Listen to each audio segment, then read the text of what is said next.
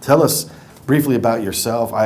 Please do mention that you're one of us. You're a resident. You're a homeowner. You're a taxpayer. And feel free, man. Floor is yours. Well, with regard to who I am, originally I'm from Canada. Many years ago, I was a real estate broker licensed to do appraisal work.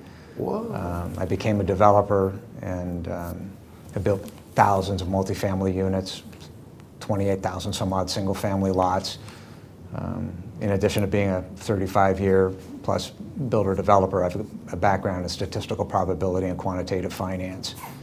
So I understand markets, I understand math extremely well, and I understand what it is to build from ground zero, like start from scratch, and take it all the way up to a 35-floor high-rise. Wow. Been there, done it, understand it. That's kind of my background and how we got where we are somewhat. And in 2016, I went to Denton Central Appraisal District to protest my taxes. And a very weird thing happened that the RPA looked at my property file, because we did our income and expense analysis, says this is what the property's worth. And he said, well, I have to get permission. I have to go to the back to get permission to negotiate a value down. And the hair on the back of my neck stood up. I mean, I smelled a rat right on the spot. So he came back the first time and said, well, but we think the value is this. And I said, based on what? I said, this is my spreadsheet, this is my numbers. You have no business superimposing anything on my numbers because my numbers are actual. So I pushed back pretty hard, and he went back to the back room again. I think he just basically said, this guy's not going to give up. So they came to my number. Okay, we walked out. But when I left that meeting, I told my attorney at that time, I said, whatever's going on here, there's a wizard behind the screen playing with these numbers. And it's in violation of the law because there is no computer system on this planet that can do what they are attempting to do with people. So we figured it out in 2016. Well, since then, we have literally had to file a lawsuit every year, nonstop, on the commercial properties as well as my house. In 2017, we started to log all these problems, and the file grew, and it grew, and the data grew, and the evidence grew.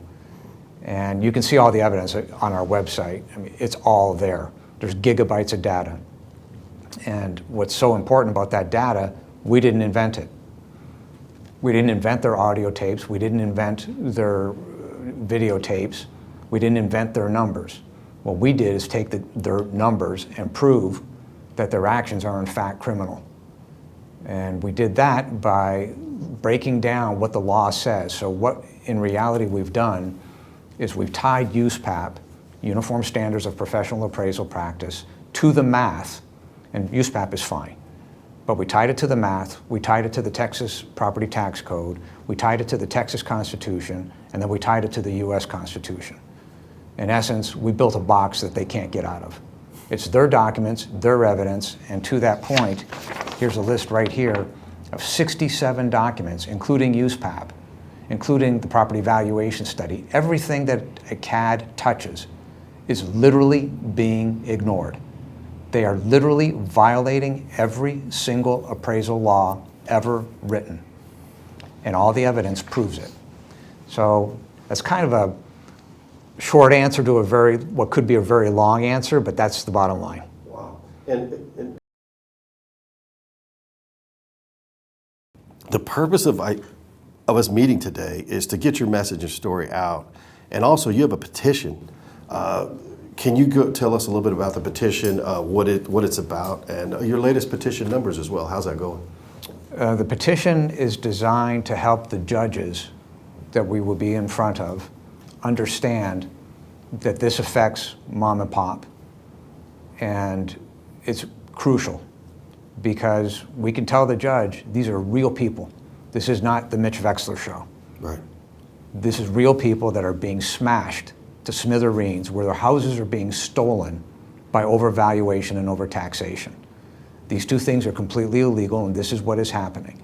And we've not only are we looking for those petitions, but we also have emails coming in by the day literally of people's houses being stolen. If you don't pay the taxes, we will take your house. And we can get into the math on that if you wish later.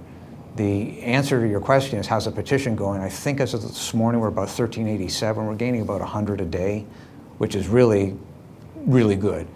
Okay. It's important to keep it up. We want to drive it. We need to drive these videos. There's 144 million single-family homes in the United States. There's simply no reason why every single-family homeowner should not see these videos and understand what's happening to them. And I assume by that know their rights and what processes are available to them, because many of the people we talk to, some of the responses we've heard as we led into this is that they're like, well, everybody's kind of getting taken advantage of together. Is we trust our government. They couldn't be doing this. Why would they do that? You know, what is their motivation? You know, so that seems to be the general consensus from some of just the homeowners that we've spoken to. It was just kind of a bit of a shock. Like, but wait a minute, you're complaining about it. And then also, to add to that, I was really shocked by the numbers that you put up in Dallas County, something like 500,000 homes and only 70,000 people show, and out of the cases, do you recall that number? People are very busy in their lives. People have 1 job, 2 jobs, 3 jobs. They don't have the time to focus on this. But let me tell you something. If your husband or your wife loses their job, you won't be thinking that this is a one-person process, because you won't be able to afford the roof over your head based on the taxes. So why are they doing this? Because they've created a fraud over the last 30 years by pumping money into the system. And now the turkey is going to come home. And that's exactly what's happening. Everything you're involved in, everything you see with regard to these CADs is a direct result of keeping that fraud going. Wow, we got to have money for the school systems. That's a fraud. Your school districts are bankrupt. Look at it this way. What's the assets of a school district? Nothing. The dirt you said under the building. It's the dirt under the buildings, except the dirt under the buildings is levered through the bonds. In the case of LISD, we did an analysis on them. That's the Louisville Independent School District. We couldn't find a single bond in the last 3 years that's been paid off. So what are they doing? Well, they roll up the bonds when they come due, and they roll out the bonds. When they roll out the interest payment, they go from what it was 3 years ago, give or take 2.7%, to today's world at 8.5%. How smart are you?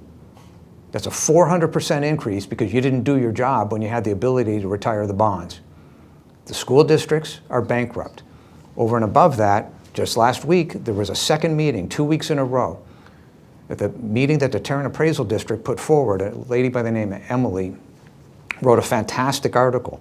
There was roughly 15 school districts that showed up at that second meeting with their handout. They were the only people allowed to talk in that meeting. With their handouts that you must keep increasing the value of these properties or we are bankrupt. And that was in Texas, right? That's in Tarrant County, Right. Fort Worth. Wow. So the point being that what I'm saying, you can't bury your head.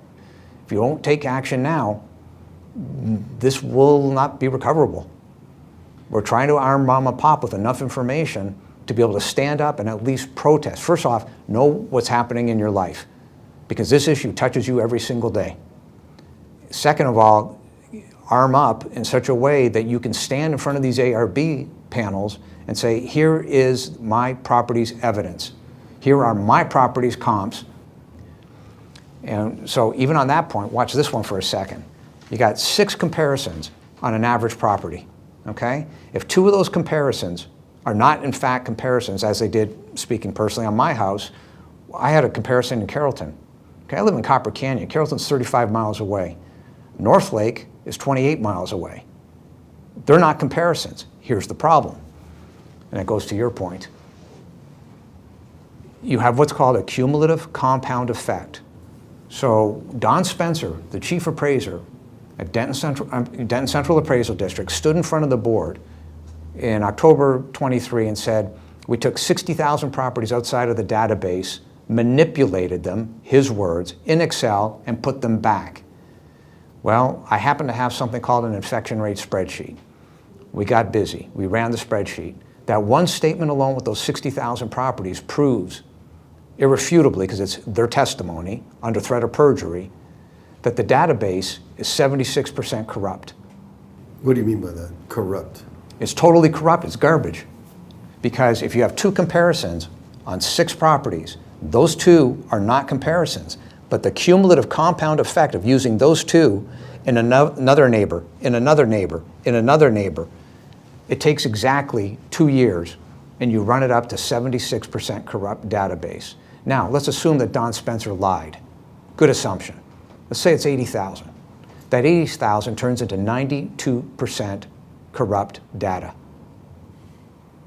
You can literally pick that database up and go light it on fire because it isn't worth a damn. So when these ARB people and these RPAs, when you go into those meetings, say, well, we believe that the property is worth X, and they're using comparisons that aren't comparisons, first of all, who gives a damn what you believe? The question is, what can you prove? And you can't prove it because your database is corrupt.